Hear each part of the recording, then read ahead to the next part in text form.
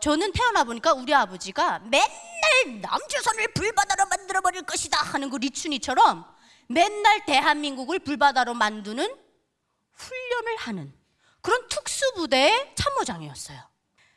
그래서 저희 아버지는 항상 그랬어요. 유나, 너는 죽어도 살아도 아버지 장군님을 위해서 살아야 된다. 너의 육체적인 생명은 부모가 줬지만 너의 정치적인 생명은 영원한 아버지 장군님 품에 있어야 되고 조선노동당에 있어야 된다. 이렇게 얘기를 했어요.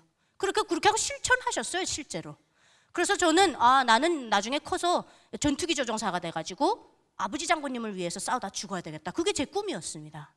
그래서 한 중학교 때쯤 됐어요. 저희 아버지가 월동훈련을 나가신다고 그러더라고요. 뭐 예년과 같이. 그래서 월동훈련 나갔어요. 6개월씩 나가거든요. 근데 나갔다가 다른 분들 다 돌아오신다는데 우리 아버지만 돌아오지 않으신 거예요. 그게 기다림이 3일이 되고 열흘이 되고 한 달이 되고 3개월이 되고 6개월이 되고, 그렇게 정말 몇 년과 같았던 그 몇 개월이 흐르고 나서 아버지가 오신대요. 그래서 너무나 기쁘잖아요. 그래서 우리 온 가족이 막 그 동구밖에 저 멀리로 이렇게 북한은 길이 꺼불꺼불하거든요. 그래서 그 길 꺼불꺼불 올라가가지고 아버지 온다 그래서 막 기다리고 있는데 아버지가 오시더라고요. 점점 걸어서 오시는 거 보니까 우리 아버지가 맞아요. 그 북한군인 이거 막 이렇게 오시는데 우리 아버지 걸음신 거예요. 그래서 딱 오시더니 유나, 아버지 손 한번 잡아보라 그래요. 그죠? 아버지 손 잡다고 이렇게 하다가 깜짝 놀라서 손을 그냥 놔버렸어요. 왜냐면 이 손이 의수였는데 이게 대한민국처럼 막 의술이 발전해서 막 실리콘처럼 말랑말랑한 이런 의수가 아니라 그냥 플라스틱 그대로 딱딱한 손끝 막 그려놓고 이런 거였어요. 그 어린 마음이 얼마나 놀랬겠습니까? 그래서 덜컥 내려놓고 뒤를 돌아봤더니 저희 어머니가 뒤에서 눈물을 훔치고 계시더라고요. 손이 없으면 그건 군인의 사명을 감당할 수 없다는 걸 저는 이미 알고 있었어요. 왜? 북한은 15살에 이미 남자든 여자든 군대 다 내보내기 때문에 저도 군대 갔다 온 여자예요. 그렇게 해서 3개월에 걸치는 이사를 했어요. 그래서 이제 그 회령에 갔더니 야, 역시 북한은 계급 따라서 직업이 정해진다 그랬잖아요. 아버지가 뭐 나름대로 이렇게 잘 나가고 뭐 김부자의 신임도 받고 이러던 사람이니까 원스타를 줘가지고 국토감독대 대장으로 임명하더라고요. 그 함경북도는 더 이렇게 지방으로 가가지고 아야 사람 못 살 땐 줄 알았어요. 근데 가보니까 이게 두만강을 옆에 딱 끼고 있어가지고 장난 아니에요. 이 애들이 더 이상 장군님을 부르짖는 애들도 없고 완전히 다 깨어있는 거예요, 애들이. 그래서 한국 드라마에 이미 다 노출되어 있는 겁니다. 그러다 어느 날 그 친구 소개로 제가 한국 드라마를 접하게 됐는데요. 처음에는 이 친구가 보자고 했을 때 제가 동무 말이야! 막 이러면서 안 본다 했죠. 장군님의 딸이 돼가지고 그따위 남조선 괴뢰도당들이 만들어 놓은 쓰레기 같은 드라마를 나보고 같이 보자고 그래? 근데 이 친구가 이렇게 탁 하고 나를 위아래로 훑어보더니 한다는 얘기야. 뭐 저리야, 야? 니 지금 시기가 어느 때인데 장군님을 부르짖니? 다 그래요, 함경도 말로. 근데 그거 굉장히 위험한 말이에요. 제가 그걸 갖다가 대학에 가서 알려주잖아요. 그럼 얘네 집안은 정치범 행위예요, 바로. 최고전원 모독하면 공개총살이거든요, 북한은. 그들이 신이기 때문에. 그래서 신고하려고 다음날 딱 가다가 가만히 생각해보니까 와, 이동무가 나를 얼마나 혁명동지를 생각했으면 부모, 형제도 같이 안 본다는 남조선 드라마를 나보고 같이 보자고 그랬을까? 그래서 제가 학교 가가지고 가면 보자 하나만. 근데 너무 왜 나보고 보자 그랬나 하니까 보면 안 돼요, 보면. 그래서 봤어요. 보고 알았어요, 그 말이 뭔 말인지. 그리고 이제 하나만 보겠다고 했던 제 약속은 물거품이 돼서 16개 에피소드를 하룻밤에 다 패가면서 봤습니다. 건널 수 없는 강을 건넜어요. 그리고 학교를 가니까 전혀 말이 들어오질 않아요. 온통 그 한국 세상밖에 없어요, 이 머릿속에는. 그리고 그동안 교육받아왔던 게 얼마나 후라이 협잡인지 다 알아버렸어요. 대한민국은 미국놈의 식민지를 살고 있고 무정부 상태고 미군정의 통치를 받고 있고 아이들은 돈이 없어서 학교를 못 가서 깡통을 차고 다니면서 내 눈을 사주세요, 내 콩팥을 사주세요, 명동거리 청계천에 가면 개집을 짓고 살고. 근데 드라마를 보니까 그런 거지들이 없어요. 그리고 미군이 계속해서 막 군사훈련을 하고 있대요. 한미군사훈련은 매일과 같이 하는 줄 알았어요, 우리는. 그래서 저는 한국 드라마를 끊지 못하고 1년 반 정도 보게 됩니다. 그리고 완전히 대한민국과 짝사랑에 빠져버려요. 어느 날은 제 입에서 막 한국말이 튀어나와요. 아니거든? 이러면서. 이 상태로 쭉 살다간 온 가족을 정치범 수용소에다 내가 앉혀놓겠다 싶어가지고 그래서 난 탈출해야 되겠다라는 꿈을 그때서부터 키웠습니다. 그래서 저는 그날로 돌아와서 싹 기밀을 보다가 며칠 안에 아버지 돈 1200불을 훔쳐요. 1일 날 딱 새벽 4시에 딱 나오는데 뒷덜미를 딱 잡혔어요. 누구한테 잡혔을까요, 여러분? 아빠? 엄마한테 잡혔어요, 엄마한테. 중국 가려고 그래? 그래서 또 대답 못했어요. 한국 가려고 그래? 또 대답 못했어요. 그러더니 우리 어머니가 아무 말씀 안 하시고 알겠어. 유나 이제부터 엄마가 하는 말 똑바로 들으라. 유나야, 엄마가 네 다리 부러뜨려서 집에다 앉혀놓을 수 있어. 근데 엄마가 너의 육체적인 생명을 놔줬다 그래서 너의 운명까지 좌지우지해서는 안 돼. 가라. 가는데 살아서만 가라. 네가 잡혀서 나오면 우리 집안 몰살이야. 근데 이제 제가 딱 올라탈 때 저희 어머니가 기가 막힌 말씀을 한마디 하시더라고요. 유나야, 모험이 없는 인생의 변화는 없어. 신이 있으면 우리 유나를 지켜주시겠지. 그리고 돌아가시는 길에 우리 엄마 얼마나 울었을까요? 신이 아니라 하나님을 불렀으면 얼마나 위로가 됐을까요? 기차가 덜컹 출발하고, 우리나라 KTX 상상하지 마십시오. 덜컹하고 속도 붙는데 시간이 좀 걸려요. 그래서 쭉 여기서 멀어지다 보니까 저쪽 개찰구 구석에 숨어서 통곡하는 어머니의 모습이 제 눈에 띕니다. 그래서 저는 그때 알았어요. 우리 엄마가 왜 기차에 올라가면 뒤돌아보지 말고 가라고 했는지. 그 모습을 보면 제가 뛰어내릴 거라고 생각했나 봐요. 그래서 뛰어내리지도 못하고 저는 눈물을 안으로 삼키면서 출발을 했습니다. 저는 그때 우리 엄마가 하나님을 부르짖었으면 참 좋았을 텐데, 그럼에도 불구하고 신이 있으면 우리 날 지켜주시겠지. 저는 저희 엄마를 떠올리면 성경의 한 인물이 생각이 납니다. 여러분들 혹시 누군지 감이 오시나요? 맞습니다. 요게벳이 그랬죠. 3개월밖에 안 된 아들을 작은 갈대 상자 물이 새지 않도록 욕정과 나무 진을 칠하네. 어떤 마음이었을까 그녀의 두 눈엔 눈물이 흐르고 흘러 동그란 눈으로 엄마를 보고 있는 아이와 입을 맞추고 상자를 돕고 강가에 띄우며 간절히 기도했겠지.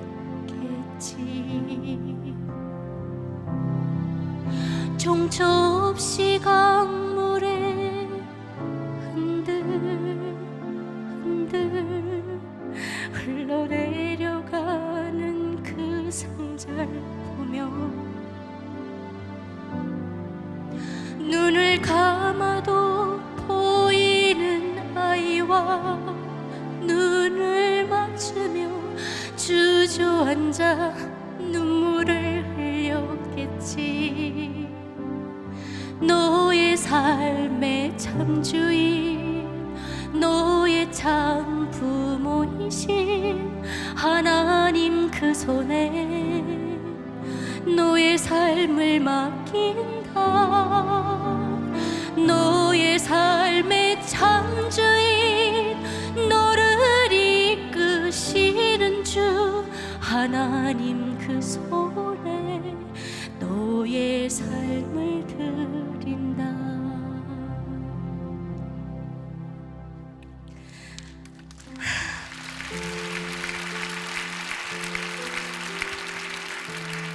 지금도 북한의 어머니들은 사랑하는 자녀들을 탈북의 길에 올려세우는 부모님들도 있을 겁니다.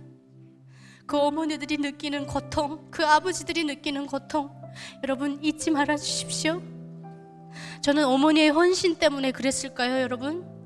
중국을 그냥 관통만 하고요, 태국에 무사히 도착했어요. 그리고 저희가 태국에 도착해서는 난민 수용소를 가야 되는데 하나님 저를 그렇게 두지 않으셨어요. 저를 구원하셔서 선교사님으로 인해서 저를 주우시게 하시고, 저를 인도해서 가서 도착해서 보니까 거기에 십자가가 똑 박혀 있었어요. 저는 그것에서 우리 하나님께서 들려주시는 목소리도 듣고요, 우리 하나님께서는 저를 정말 귀하게 생각하셨던 것 같아요. 저는 하나님께 정말 제 모든 걸 다 드려서라도 그 하나님께서 왜 저를 먼저 선택하셨는지를, 그 사명감에, 그거에 대해서 늘 갈구했어요. 그런데 하나님께서 이제 어느 날 저에게 그 방콕에 있을 때요, 우리 담임 목사님께서 이렇게 세례를 주고 싶다고, 꼭 우리 유나자매는 세례를 주신다고 해서 세례를 다 받는데 하나님께서 저에게 빛으로 다가오셨어요. 그래서 제가 예배서서 말씀을 좋아하는 겁니다.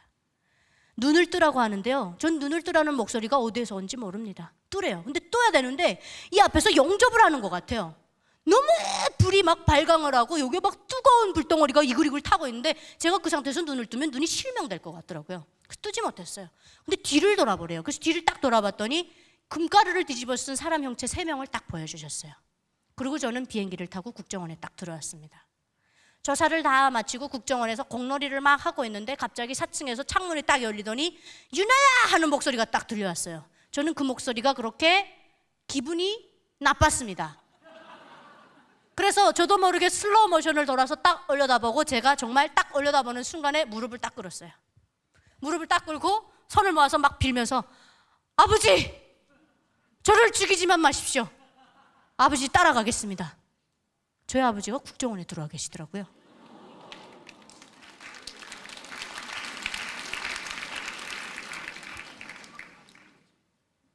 그 참모장이 왜 왔겠습니까? 저 죽이려고 왔지.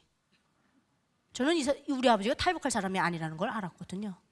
근데 나중에 알고 봤더니 우리 아빠가 이미 그때는 다 설득이 됐더라고요. 설득 다른 거 필요 없어요. 명동거리 한번 데려가고 남산타워 한번 데려가고 신세계백화점 한번 데려가서 사고 싶은 거 다 사라. 그다음에 우리 대한민국 입영 월급이 얼마다. 끝났어요. 그렇게 해서 저는 아버지와 열심히 일해서 어머니를 구출했는데요, 어느 날 국정원에서 전화가 왔어요. 어머니가 왔대요. 갔어요. 10분 미팅을 주겠대요. 여러분 기대되시죠? 갔는데 제가 엄마를 못 알아봤어요. 저 때문에 노동교화형에 들어가셨었어요, 어머니가. 그래서 왔는데 몸무게가 40kg도 안 되게 들어오셨어요. 얼굴엔 검버섯이 까맣게 피어올랐고요. 그래서 저는 어머니를 보고 내 어머니가 아니다 그러고 가만히 서 있었는데 저희 어머니가 이렇게 복도에서 저를 보고 유나야 그러면서 걸어오셨어요. 2년 만에. 제가 그때 내가 무슨 짓을 했는지 그때야 알았습니다. 그래서 어머니 바지가랑이를 붙잡고 엄마 너무 미안해요. 내가 너무 죄송합니다. 내가 무슨 짓을 했는지 몰랐어요. 그러면서 막 통곡을 했어요. 10분 동안 말 못하고 울다만 나왔어요. 근데 저희 어머니가 마지막에 이렇게 저를 일으키면서 유나야 이 기쁜 날 왜 우니? 앞으로 행복하게 살 날만 남았는데. 우리 오빠는 우리 하나님께서 북한을 떠나서 정확하게 2박 3일 만에 비행기 태워서 여기 한국에 데려다 주셨어요. 그래서 제가 하나님을 안 믿고 몇 년 동안 막 방황할 때 하나님께서 저를 몸으로 고통을 주셨어요. 그래서 제가 대수술 2번을 끝나고 그때서야 이제 하나님한테 돌아갈 마음이 생긴 거예요. 그래서 고통이 주는 축복이라는 겁니다, 여러분. 고통스러울 때는 하나님 찾을 때예요. 그래서 제가 뒤에 싹 가서 앉았는데 하나님이 안 나와요, 무서워가지고. 그래서 용기를 내서 하나님 이렇게 찾았어요. 그런데 우리 하나님, 사랑이 많으신 우리 하나님, 유나 왔니? 그러셨어요. 유나 왔니? 잘 놀았어? 클럽이랑 잘 다녔어?